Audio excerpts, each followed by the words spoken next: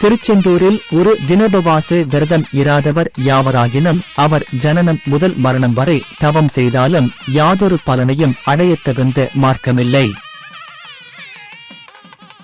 1. திருச்செந்தூரில் பாலசுப்பிரமணிய சுவாமி, சண்முகர் என்று 2 மூலவர்கள் உள்ளனர்.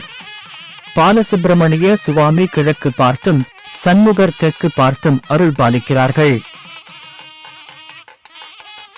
2. திருச்செந்தூரில் வீரவாகு தேவர் காவல் தெய்வமாக உள்ளார். இதனால் இத்தலத்துக்கு வீரவாகு பட்டினம் என்றும் ஒரு பெயர் உண்டு. 3. திருச்செந்தூர் தலத்தில் தினமும் வீரவாகு தேவருக்கு பூஜை நடத்தப்பட்ட பிறகே மூலவருக்கு பூஜை நடத்தப்படுகிறது. 4. மூலவர் பாலசுப்பிரமணியருக்கு தினமும் தூய வெள்ளை நிற ஆடையே அணிவிக்கப்படுகிறது.